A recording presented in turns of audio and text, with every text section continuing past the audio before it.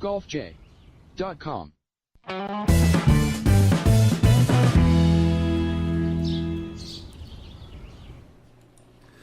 And good evening, everybody. Welcome to our special U.S. Open recap special here on the golfj.com podcast on fingerlakes1.tv. I am Jim Sinicropi alongside... Oh, look at that. I got the date wrong again, Brownie, at the bottom. Someday you'll figure that out. Doug Brown, Rhett Ticconi. That was the week of the Players' Championship. Yeah. Who won that? Up here on the third floor of the North Park building in Seneca Falls, Monday, June 19th, despite what you might be reading on your screen, 2017. Tonight we'll be talking about the U.S. Open as Brooks Koepka breaks away from a tight pack, makes 3 straight birdies on the back nine at Erin Hills, closes with a 5-under par 67, wins the U.S. Open for his first major championship, and boy, they were scoring like crazy at Erin Hills. They sure were. No wind till record yesterday. under par. Yeah. Wet conditions slowed things down a little bit. Remarkable scoring as far as I'm concerned. Yeah, and it was not your typical U.S. Open. Now, for better or worse, I mean, there's only so many opportunities, I guess, over the course of the season that you get to see these guys battle against par and actually struggle. Right. And so it's a rare case in the U.S. Open when someone breaks through and shoots a mid-60s in the final round, like Koepka did. And, you know, I'll hand it to him. It was a tight field, and he pulled away. I mean, not everybody came home as strong as he did. Brian Harman would have loved to make 3 straight birdies somewhere in the back nine. So in that regard, I don't think he's any less of a champ. I just didn't feel like U.S. Open to me. Felt more like a PGA championship or a regular tour stop. Well, the scores were low, so I think the scores were higher at Hilton Head this year on a very old traditional small golf course. They probably shot 10 under par to win, and this thing was 16 under. So a little surprised at the scoring. It was lacked drama. I guess it was exactly what the USGA probably wanted. No drama. That's true. I don't know if they wanted the scores that low, but the drama factor, I think they were probably pretty happy just to get in and out of there without any issues. But no theater either. You know, there's no it was, tension at the end, and it was and not to mention that. I like Brooks Koepka winning the tournament. Sure. I was happy with that. I was kind of pulling for Rickie to start the day, but I had my eye on Brooks as well. But really, aside from him and Rickie for a little bit, I mean, there was no drama in the scoring, and there was no star power in the. What it was? What I was thinking of when I was watching it was, we just talked about the best players that never win a major, and there they all were. Yeah. Atop the leaderboard, from Matsuyama to Justin Thomas to Fowler to Koepka. I mean, these were guys we talked about last week as the best players never win. So you knew somebody knew was going to win a major, which is nothing new because this is the 7th straight major with a first-time winner. It was just a matter of who it was going to be, and you figured it was Rickie Fowler's time. But Koepka is just as due as anybody. Sure. He's a little bit overdue, I suppose, when you're comparing him to guys like McIlroy and Spieth, the younger guys. Yeah. Right. Well, when you also figure out how many times he's won, people don't realize he won 4 times on the European Tour. Right. Yeah. Plus, he's won twice internationally, and then once in the States, or I think something like that. He's won like 6 times. Right. Before that, so he kind of was ready for that. He's a Ryder Cupper in a pretty pressure cooked Ryder Cup this past year. Went 3-1, I think. Yeah, won his singles match. Yeah. So it was one of the guys made a good point. I think it was Zinger that said, usually these guys get to the Ryder Cup first and they face that pressure before they win a major, and I think that really helped him dealing with that last year because that was a pretty intense one last year. Yeah, he's just a little different. He came up through the ranks, right? Small tours, European tour, Asian tour, etc. Some mini tours. So you got to give him credit. He's worked his tail off. Been on the U.S. tour now, I'm going to guess, 3 years, maybe 4 years, because he won some event that allowed him to become exempt here. He's had a great run. A little bit of an injury last year, I think, to his foot or his ankle, set him back somewhat. But he's a beast. He hits the ball a ton. Got a short game. You got to figure he's going to be around for a long time as a threat to win multiple tournaments, multiple majors. Yeah, and again, like we said off the top of the last 7 major winners, first-timers were like, this could be a platform where they could then from here, add on to it. He's joined the club of who's the next big guy. But they're all so good that it's just so. I don't know if there's no one player who's just standing out from the pack, or if the whole pack is just outstanding. I don't know if you can play much better than Koepka played at the U.S. Open. Well, I think it's probably what you said. I think it's the latter of what you said there. Totally it's just agree. that they're all that good. I mean, they all just crush the ball. Justin Thomas goes and shoots a 63, the best rounds in the history of the U.S. Open, and is nowhere to be found on Sunday. Just show you how difficult it was on Sunday and how hard it is to repeat that every round.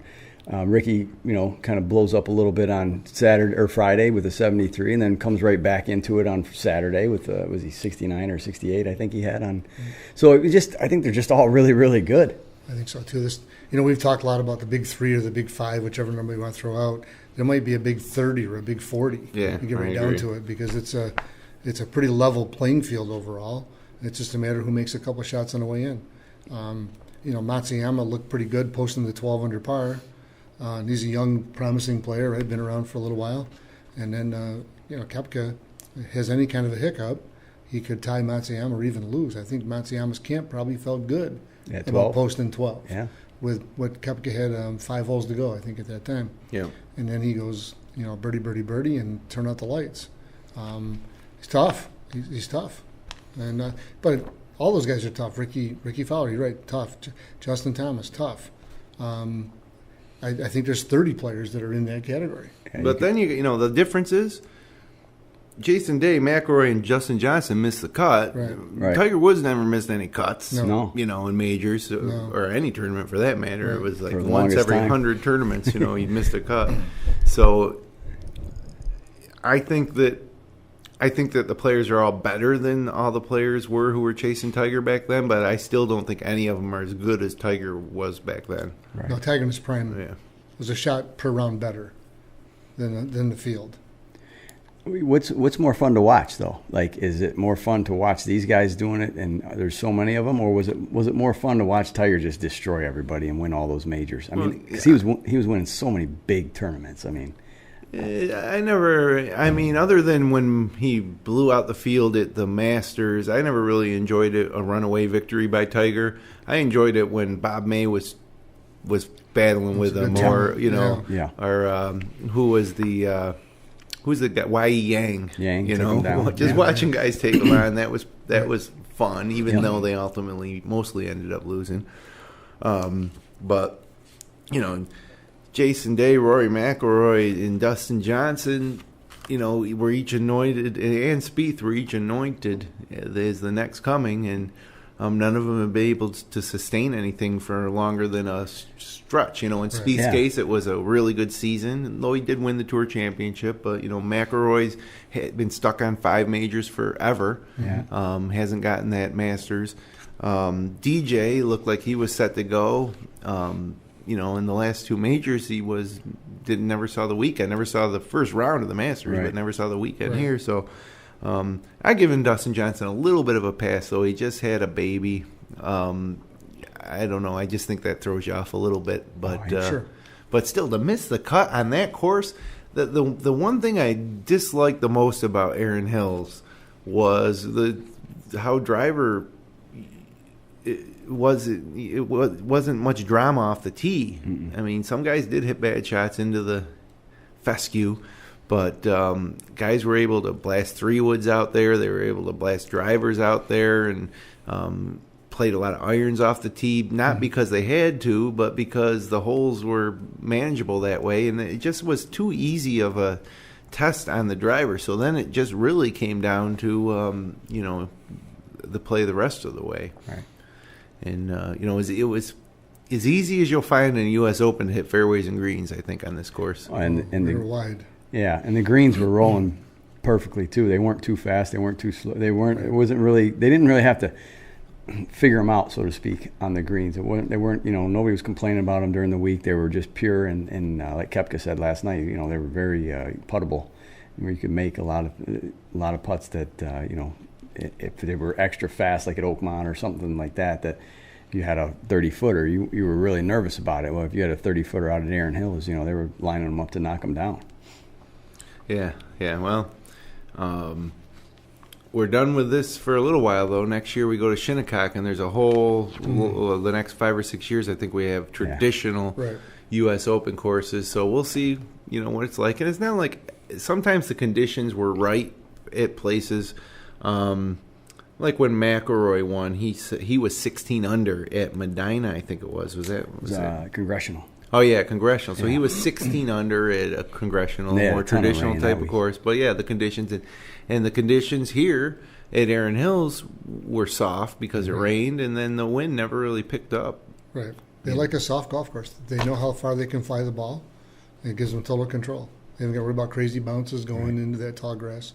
So that was designed or scheduled and designed hopefully to be very dry and windy, and neither one materialized. Yeah. So I think it just started to dry out late Sunday afternoon. But you never saw the impact during the course of the week. Yeah. Well, I don't think that the U.S. Open will be back to Chambers Bay or Erin Hills anytime soon. But we'll have to see. I don't think there. What's the next odd course on the schedule? I don't even know if there is one. I don't think there is one right now. I thought I heard him say like a decade that it goes back to traditional courses for a long time. Yeah, I mean, I saw the list. There's Shinnecock. There's the Country Club at Brookline. There's Pebble again. There's Pinehurst again. There's Torrey Pines. There's Oakmont. I think twice maybe. I think that was the one I saw is being on there twice. So yeah, that's good. That's good. I mean, I don't want to sound like an old stickler, but that's kind of what I like. I don't want to see new courses for the U.S. Open. I really don't. We got enough great ones. I got more fond of that golf course as the week went on. I liked the aerial views, and I thought the layout was very, very good. I didn't like it from the fan experience. Yeah. It sometimes looked like they were 30 and 40, 50 yards away from the green surfaces, looking up over moguls and stuff. So I just don't know how good of an experience it would have been to say, hey, let's take some of our customers out and let's go watch this U.S. Open. And they're so far away they can't see anything. Yeah, even the hospitality areas, seem to be where you traditionally see on the bigger courses. They're right up along the fairways, and some of the areas they were like miles away. It seemed like I think it was better overall, probably a little closer to the players than Chambers was. Right. So they might have a shot before Chambers to get the tournament back, but this tournament doesn't need to go to new courses. There's 10 to 12 great ones that really test these golfers, and I think that's what we really all want to see is right around -1, -2. And I'll even take a -8 or 9 if the conditions warrant. But the thing about it is that there was. What was it? 30. Where's the number here? 31 players under par, which broke a U.S. Open record. There was 133 subpar rounds, and when you looked at that leaderboard on Saturday, it was there was how many? 12 or 13 guys, double digits under par, heading into the final round. Right. And I think that's just too extreme. I think I may have even sat here last week and argued the fact that we are in a recent episode that. We don't need to trick up the course to force people to shoot over par. Right. But we also don't want to see them out there in the U.S. Open, shooting. Who definitely doesn't want to see him is Johnny Miller. So let's talk about that. Justin Thomas shot a 9 under par 63. That's a major championship scoring record, and 9 under is one better to par than Johnny Miller's historic round in the final round at Oakmont of 63, which was an 8 under. That's neither here nor there because the way they change par 5s to 4s and stuff like that. Right. But 63 is the number, and I don't even think Johnny Miller had to say it because he came out and started really kind of not bad-mouthing Justin Thomas, but saying straight away that his round was better because of it was the final round. He came from 7 back. The course was tougher, and it's true. I agree with him 100%. I don't think he needed to say it. I think the media would have said it for him. Yeah. Right. The fact it was at Oakmont says a lot right there. Well, the way those greens were probably set up that day, I'm sure they were lightning fast, and makes it all the more remarkable what he did on that final round. And Johnny's not bashful. No. Hats off to Justin Thomas, but Absolutely. I agree. Great round. Johnny Miller's definitely was. Well, when Johnny Miller did it, there was only 9 players who finished under par at that tournament at Oakmont in 1973, and the winning score was -5. Only 2 other players even came close to a 63 that entire weekend. Gene Borick and Lanny Watkins each shot 65, and the winning score this week was 16 under. But I tell you what, how awesome was it? Justin Thomas on the 18th hole hitting three wood was it? He hit 3 wood off the tee, Right. and they had 299 in, mostly carry. Hits another 3 wood, 6 feet, makes a putt. Right. I mean, that was It's a great finish. And you just felt like, Justin Thomas could just run away with this thing, and then boy, it was just awful on Sunday. Yeah, really. Day. And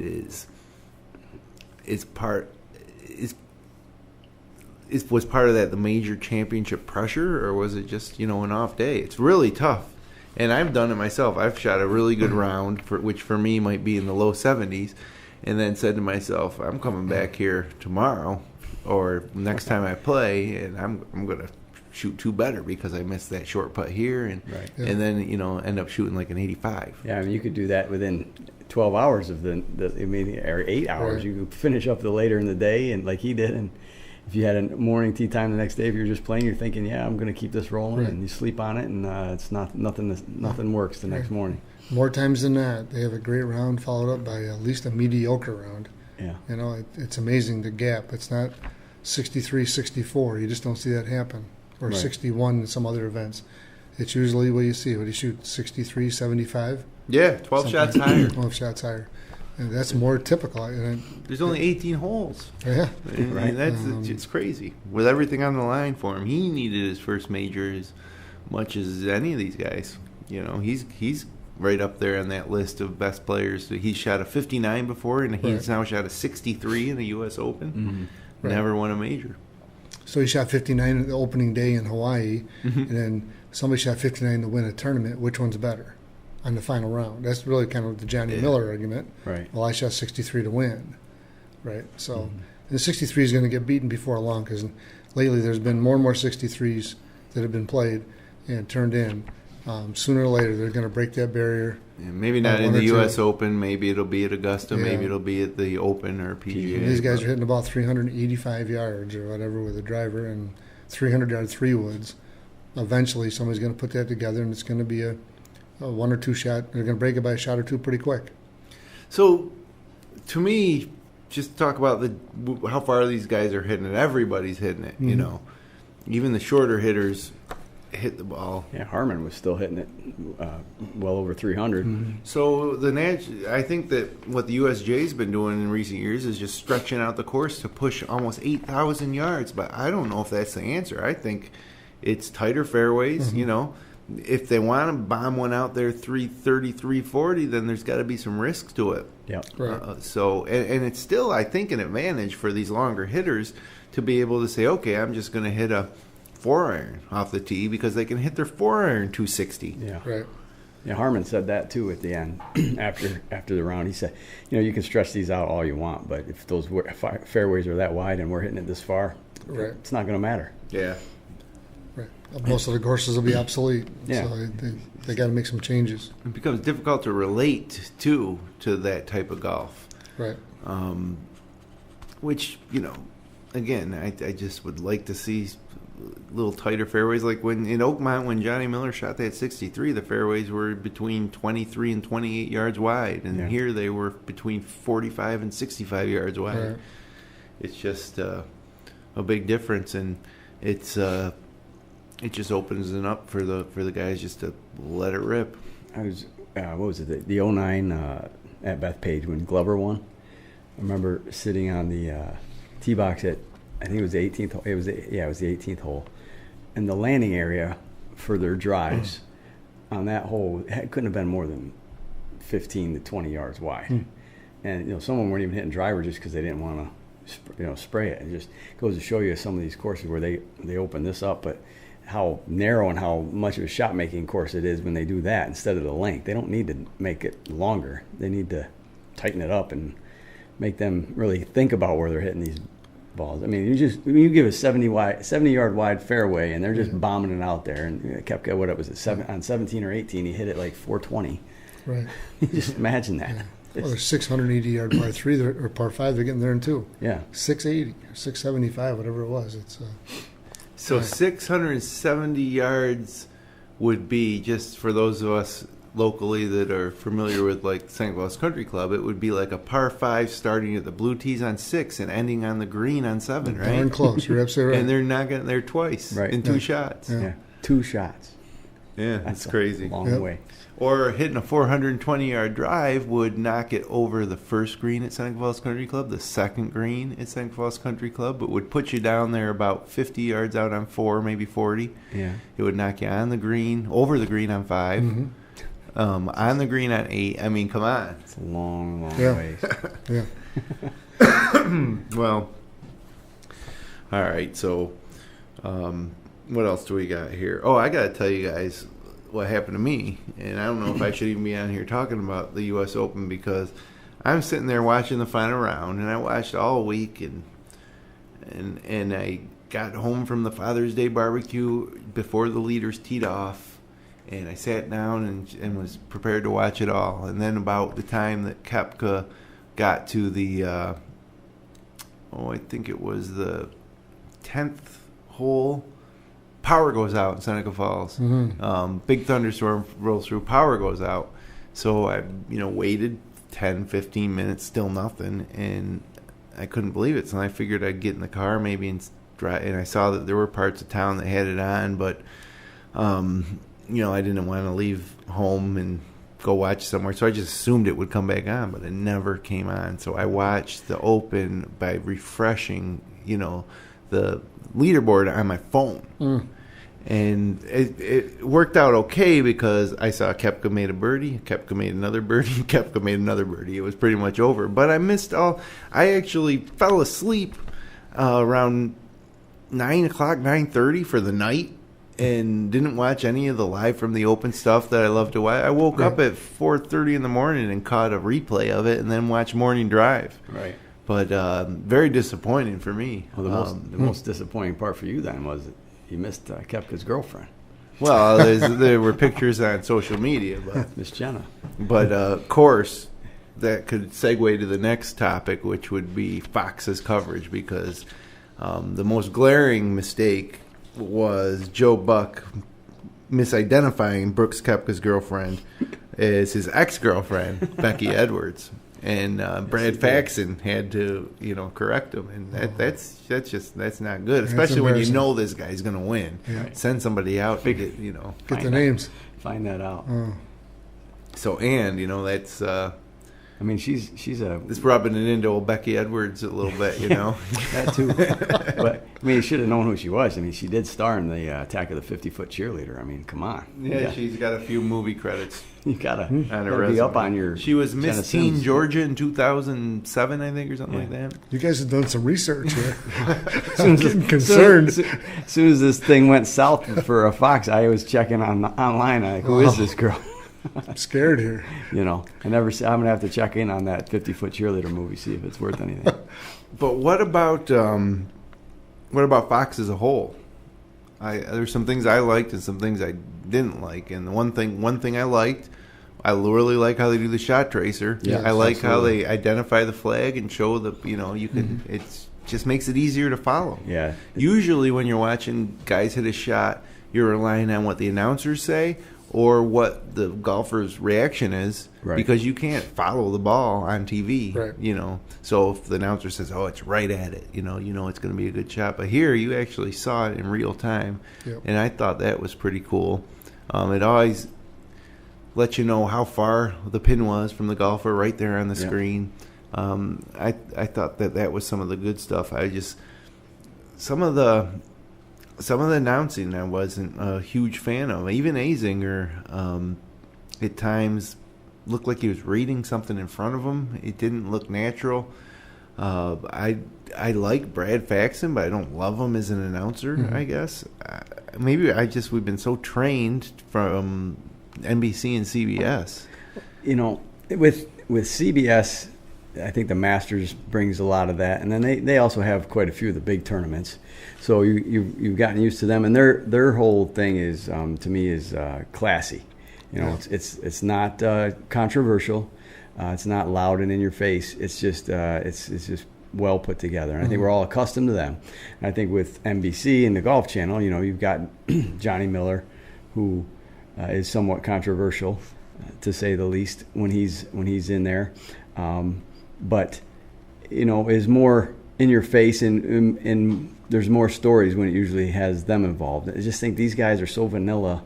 They just don't have an identity, and I don't know if they ever will, because they don't cover enough tournaments. It's like it's the U.S. Open, and I'll see you again next year for the U.S. Open, really. Unless you want to tune in for the USAM or whatever USGA events they have, right? But. So you just don't get a feel for them, and they don't get a feel because they don't have enough practice at it. Right. You know, I agree. They're not getting enough airtime, so to speak.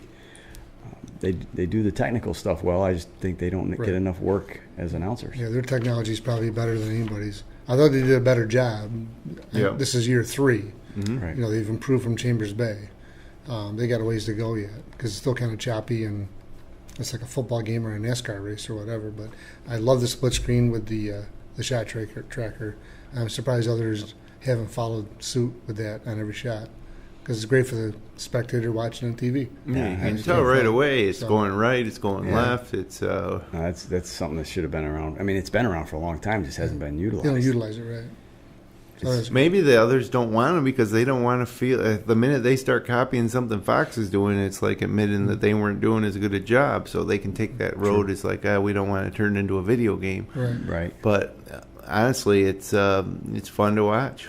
You know, but you get like Fox. Joe Buck is not as smooth as Jim Nantz. No. You know, Jim Nantz is probably the best lead guy maybe that I've ever listened to. Yep. You know, so he's just not as smooth and all that. So, and Mike Tirico does a nice job with NBC. So maybe that's just that. You know, Joe Buck is a baseball, football, NASCAR type guy. If he was replaced with a Jim Nantz type, you know, would it just flow better? It's possible. Yeah, I think that's a big part of it. That's your anchor, you know. Yeah.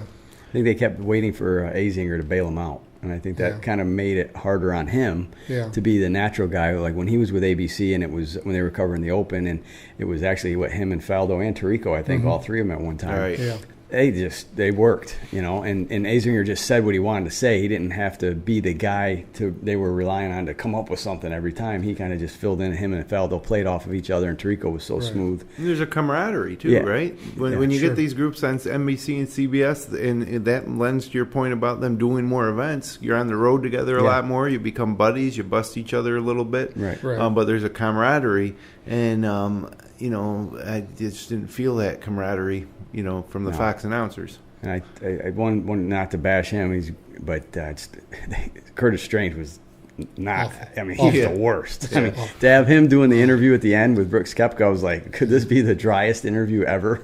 Yeah. Because Brooks Koepka's not a boisterous. He's a quiet, reserved guy, and you got Curtis Strange interviewing him. That was awful. So awkward when they went to them to give him the trophy. Well, how interesting is it, I suppose, that you got Koepka's great friends with Dustin Johnson, and, you know, you never see either one of those guys on the social media themselves. You'll see Paulina Gretzky sometimes posting stuff, but they're both working out together. They both got that same type of swagger, that quiet, you know, confidence type of deal. And then you got the other camp, the Fowler, Justin Thomas, Jordan Spieth, the spring break guys, who are kind of they're all over the social media and a little more playful, I guess, or even in the way they dress, a little more. And maybe Spieth doesn't count, but you got these two different kind of camps of guys about young guys about the same age. Yeah. But it was interesting. I didn't know that Koepka and Dustin Johnson were so close until this week. Right. Yeah, never heard it. No. So now they can, when they get together for their workout sessions, they can compare U.S. Open championships. He's got a trophy. No doubt. So, well, let's talk about a couple other guys, a couple other storylines, I guess, that emerged. Xander Schauffele, I think so. Rookie on his PGA Tour, first U.S. Open, shot a 69 after a birdie on the last hole, tied for 5th at 10 under. Who else was it? The low amateur, Scotty Scheffler, finished tied for 27th. Low amateur honors by a stroke over Cameron Champ out of Texas A&M, who was on the first page of the leaderboard for a lot up until Sunday. There's, a couple names that we might have to keep an eye on in the next few years. Sure. And really the amateurs were, and the youngsters, there was another rookie, I can't remember his name, who did well. I should have it here, but I don't. But, some different names on the leaderboard. They all faded a little bit on Sunday, except for Xander. And but it just goes to show you that we're looking again to crown Dustin Johnson, Rory McIlroy, Jason Day, Jordan Spieth, all these guys. But there's more guys coming up, and it's just it's so saturated. Yeah. We might see 7 more first-time major winners in the next 7 majors. Right, no doubt. And one of them might be Siwoo Kim. Played well. And how old is Siwoo Kim? 20 or 21. 20, right? Is he 21? Might be 20. He's 21 or Matsuyama's 24. I think so. They're both really young. They're very young, yes. Yeah, and they're both right on the edge of rolling along here pretty good. Matsuyama's got to be him and Rickie Fowler, the 2 best to not win a major. Matsuyama's been so consistent over the last year and a half. Yeah, sure is. Yeah, just so young. And I thought he thought it might be his time this weekend. Siwoo Kim's 25th in FedEx Cup standings. Yeah. So those are a couple of guys from Asia that are world class. What else do we have here before we move on? Oh, well, let's talk about Rickie Fowler. He finished at 10 under, final round 72. Remember, he was 1 shot back of the lead, and in the Masters, he was 1 shot back of the lead as well. Shot 76 on Sunday. Bogeyed 12 and 15th holes, and really didn't have any birdies until the 18th. And another major disappointment when he put himself in position. And the story with Rickie all week was how Butch Harmon called him out and told him, you don't need to be a social media guru, you need to be a pro golfer. Right. And thought that was, I don't know why that had to become news. Butch Harmon kind of told that to Rickie privately. How did that get to be public knowledge? I think it makes Rickie look kind of stupid, puts a little more pressure on him. Right. But Rickie Fowler, he's becoming the next Sergio. Good point. Hopefully it doesn't take him that long. Well, it might, because at this age, Sergio, we were saying, when's he going to win a major? He's come so close, and then it starts to be, it comes a point, I guess, where everybody says it's not a matter of if, it's a matter of when. Mm-hmm. Yeah. And at some point, it gets to a point when it becomes a matter of if. Right. And that happened to Sergio probably at age 31 or 32. Mm-hmm. And he broke through. But, when does it become a matter of if for Rickie Fowler? Because this is a couple majors in a row where he put himself right in position and didn't follow through, and you have to question if he's got it in him. I was just going to say, I thought that question of if he had it in him was answered when he hit those shots into 17 at Sawgrass to win the Players. I was like, man, that's pretty legit, but I don't know. He's had some tough rounds. So you got to wonder, too, how long these guys will play. Right. And Rickie Fowler's, 25, 26, maybe, something like that? I think he's 28. 28. Yeah, so he's already been on the tour for 8 years, we'll say, give or take. And they got enough money. So does the motivation change? If he ever gets married, has children, etc. And then we already talked earlier tonight about this influx of junior golfers coming into this thing, 6 or 7 or 8 every year. Yeah. So the window of opportunity shrinks. I think you made dramatically. you made a good point there with the money and stuff. I think these guys are really good. They're all really, really good. There's no question there. And they can hit any shot at any time, and they can win any tournament anytime. But I think they really love the lifestyle. A lot of these guys, private jets. Yeah, they're always taking pictures about, hey, I'm on my jet. It's like, okay, we've seen all that, and we're all happy for you.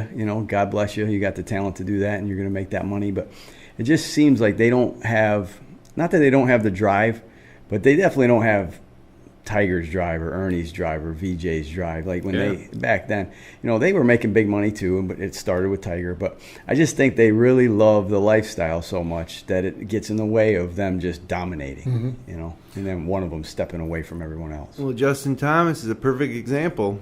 If you follow him on Snapchat, you might have thought that today he'd maybe be a little down in the dumps, maybe kind of spending some time alone, or maybe even hitting the range, something to get his mind off it.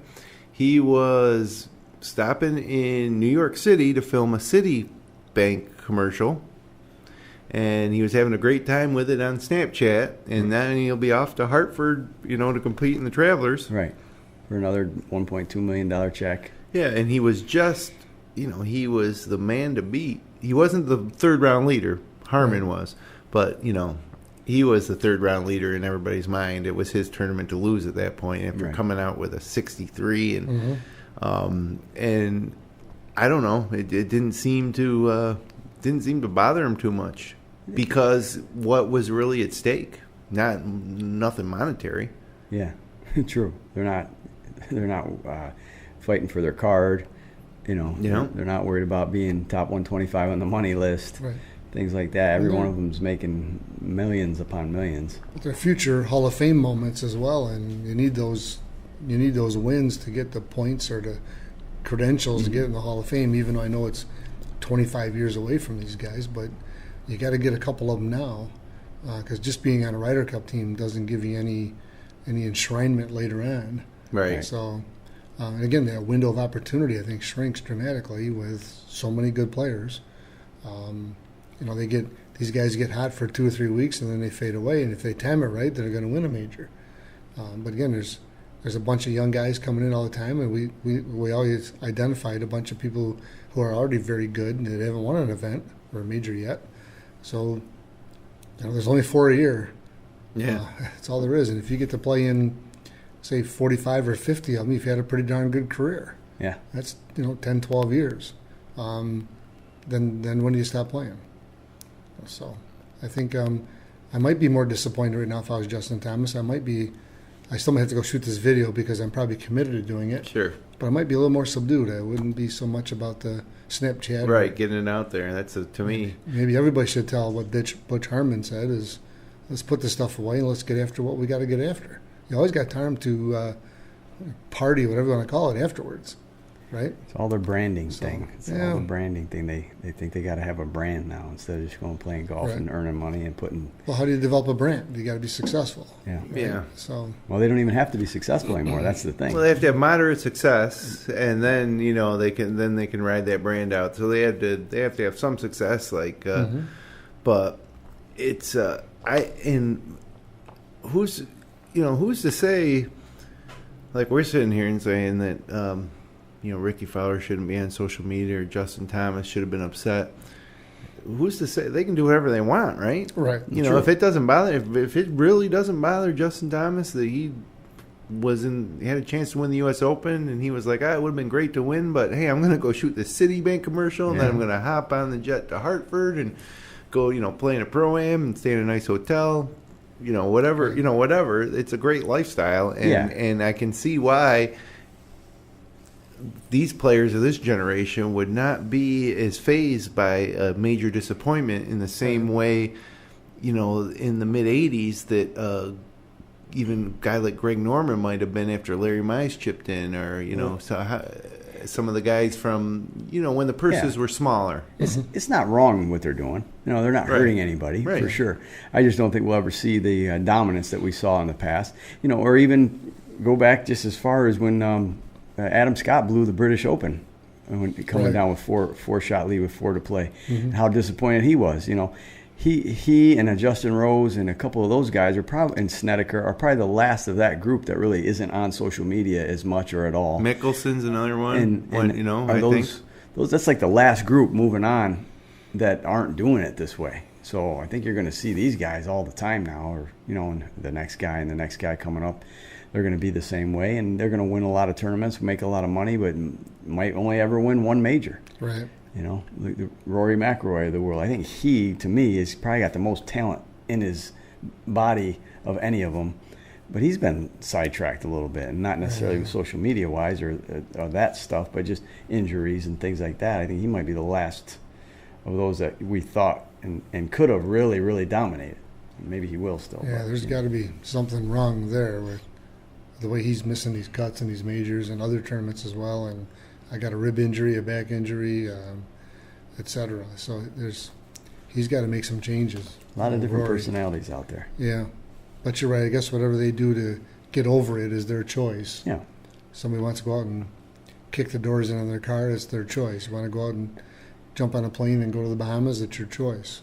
So there's definitely different levels of it. And I will say this: in my previous life, following athletic events, the people I was around, they just let it go. They let it go, and they said a prayer at the middle of the field. Once they walked in the locker room, it was over with. And like a playoff game, yes, and maybe a bigger game, yes, they were a little more upset. But if we were on a road game and they lost, playing cards, joking around, and like the staff was more disappointed about the loss than the players were. So maybe it's something about professional athletes that maybe there's only a handful of them that are super ultra competitive, like Tiger Woods, Jack Nicklaus, Michael Jordan type guys. There's not a lot. Maybe there's a lot less of those people out there than we actually think. So the best players always have short-term memories. They forget the bad shot in a hurry. So maybe you forget the bad day in a hurry or the bad week. So it'd be the bad game, whether it be a football game or a game of golf. So, and if that's what they do to help them forget, then they go the next week and do it all over again. Did any of you guys at any moment think that Patrick Reed might win? He was up there like on Friday, and he's just another one of those guys that, is just, it's time's passing him by. Yeah. I just was waiting for Patrick Reed to fall off the leaderboard because that's the way he's been playing. He gets these streaks going. Yeah. Because overall we haven't seen him much with success this year. I just didn't expect him to hang around. He really didn't. So I was looking for a little more from Thomas Peters too. I thought he would show a little more than he did. I thought it was interesting watching Jordan Spieth try to become relevant in terms of the leaderboard. I had faith even after Friday when he made the cut. I was like, all right, he come in on Saturday on moving day and, throw a low number out there, maybe a 65, and get back in there. And then once he's in the hunt, but that didn't materialize, and he just struggled and struggled and struggled with the putters mainly, which is his bread and butter.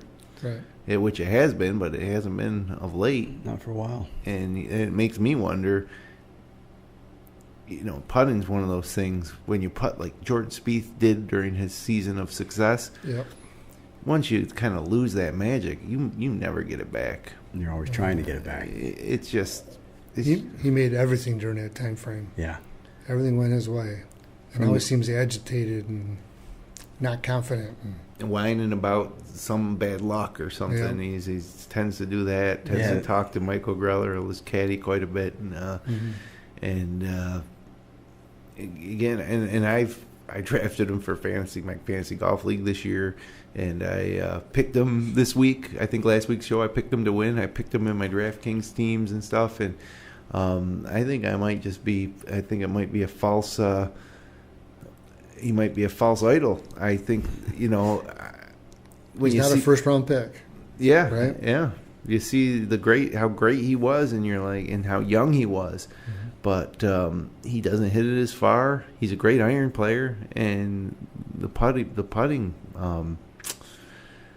I don't know. He wasn't even the top 50 putters at the U.S. Open this week. And when he was winning, he was the top putter by far. Yeah. And we talked about that in the show many times about the putts he was making. So seems. I mean, kind of the driving force for any of those guys that have been doing well is that they get that putter rolling. Because they can, like we said, they can all hit it a mile. They're all lasers with their irons. It's when they get that flat stick rolling. When Rory was winning for those, those 4 majors he won over those 3-4 years, he was flawless with it. He did make some putts. Yeah. Amazing. Get it out there on the putting green, everybody. Well, and even Tiger's heyday, everybody talked about how far he hit, and he wasn't the longest driver, and he was by far not the most accurate, but his short game was phenomenal. Yeah. His chipping and putting is what got him through, but nobody ever, some people talked about it, but overall, I just thought about how hard he hit the ball. Yeah. And it really wasn't his forte, not his winning secret.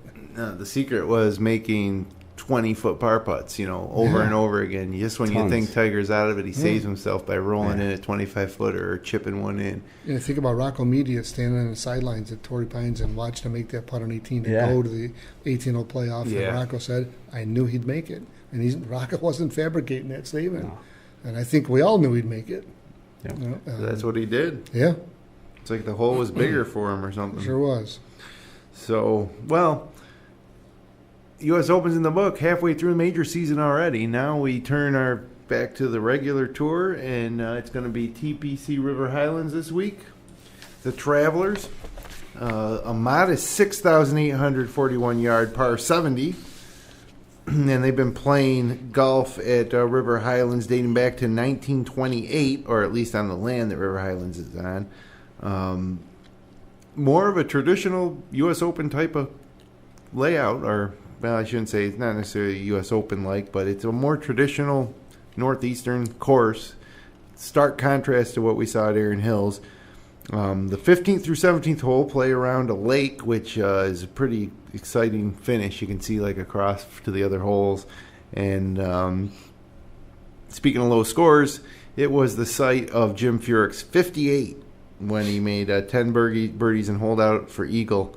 To shoot 58, and that was a final round 58, I believe, wasn't it? It was final round, yes. Yeah. So,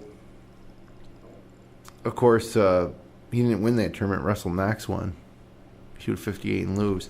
But, last year it was Russell Knox holding off Jerry Kelly, who was made a late charge. Mm-hmm. And it's a pretty good field. It's on TV Thursday through Friday, 3:30 to 6:30 on the Golf Channel. Then Saturday, Sunday, 1 to 2:30 on the Golf Channel. Then 3 to 6 back on CBS. And pretty good field. 47 players who teed it up at Erin Hills will be playing this week. And 6 of the past 11 Travelers winners have made it their first on tour. Rory McIlroy, Jason Day. Maybe they got there early to get some extra practice rounds because they missed the cut. Furyk's back. Russell Knox, defending champ, is back. Jordan Spieth, Justin Thomas, Paul Casey are all there as well. So a pretty decent field for the week after a major, and it's a good one. The Travelers. A few weeks we'll be talking about the Open. So yes, it's that time of year where they all seem to be bunched in within a month 7-week period. Yeah. Three majors. Yeah, after you get the Masters, then you got the Gap, and then once the U.S. Open hits, it's pretty much one after another. It seems like. Of course, that might change when they move the PGA to May. It'll all happen. It'll be then once the Masters starts, it'll be one after another, and it'll be over before you know it. Yeah, true. So, who's got a pick since we've been so great at picking the winners? Yeah. It was unanimous last week that Koepka was going to shoot 16 under and win easy. Yeah, absolutely. I knew that was coming. If I had all the guys on my roster that I said I thought were going to do good, I actually would have picked them. I might have been really in good shape this week, but I'm going to go with Paul Casey. He's been playing pretty good overall. Paul Casey's my pick too, actually. I guess I got to do something different, right? Well, you don't got to if you like Paul Casey. Gotta love America. He's playing well, but I have no idea who's in the field. I'll take He before I fall out of this chair. He just gave you like 10 guys. I know that. Yeah, but there's 144 But they were all the good ones. But these guys are all duds right now. You know, like Russell. Yeah, the guys I just mentioned are the top-ranked players in the tournament, You're but right, they are. They're duds. Russell Knox, where is he? Yeah. Rory McIlroy, Jason Day. I mean, come on. We're not making any fans So, today. I mean, Well, I'm sure there'll be like, Russell Henley. I'll take Justin Thomas. He's the hottest one of the ones on that list, and maybe he had a good time in New York City. Citibank. I'll take Justin Thomas to Okay. win in a romp. How's that? 63, 63, 63, There 63. you go. Breaking all the records. Oh. And that wouldn't be that hard. It's a par 70, so that'd only be 4 rounds of 7 under, so that should be nothing. 28 under? So we won't hear from Johnny Miller. No, Right. not So- this week. So, Rhett, what we got coming up here? We're going to start, now that we've finished this major championship, we're going to have some product reviews and stuff coming up. We'll get through some stuff. And I think we were talking. We've all tested them out now for a few rounds. We're gonna talk a lot about the Vokey wedges that have come out recently. Their latest editions of Vokey wedges. I think we're all liking them. So we'll get more into depth on those, the way they deal with their grinds and their FMS models. They've got a bunch of different options. Is that for their next wedge. week? We're going to do that next week? Yeah, I think we'll do that next week. We'll get that going now that we've all been able to use them for quite a bit of time. And then after that, we've got, I think Rural Golf is going to get on with us. They're an apparel company that is new to the game in the last few years, but they've got some cool stuff. Then 36 Holes is another group that we'll talk to and maybe get them on. The Ready Caddy, which is a device you put on your golf cart. Yeah. We're going to review that. And see how everybody likes that, because those are pretty sweet, actually. Right. Something very convenient for your golf cart, makes things very easy to access while you're out there. Something a little different than what you're used to as far as down into the cubby holes of the carts. So we'll get into them as well in the next few weeks. But I think next week we'll deal with Titleist. Go with the Vokies. Good. Okay. Well, some of these apparel companies, look what we did for Linksole. Yeah, man, they're blowing Once up. we started repping Linksole, next thing you know, Steve Kerr's wearing it. It's Timberlake wears it, and they're doing all right. They're doing all right. I did Gotta see rep the soul. I was shocked, though, when I saw Steve Kerr walking out of the locker room after winning the NCAA title, and I said, I got that T-shirt. Exactly. Linksole. Yep. No doubt. Well, thanks for hanging out with us. It was for another major championship recap. And where's the Open at this year? Oh, you're putting us on the spot. I know. Right now. I can't think off the top of my head either. Isn't that terrible? God. It's too far away. We'll come back with that answer next week. That's a trivia question. Yeah, where is the Open going to be this year? It's a tough one. There's only like 5 places it could be, but I know it's not at St. Andrews. no, it's not. 3 more years. Well, like I say, thanks for spending some time with us here on the GolfJ.com podcast. Connect with us online at Twitter at the GolfJ, Instagram at the _GolfJ, and on Facebook at facebook.com/GolfJ. All of our episodes and the best of the wide world of golf on the web can be found at GolfJ.com. So we'll be back next Monday night at 9 o'clock p.m. Until then, hit 'em long, not often.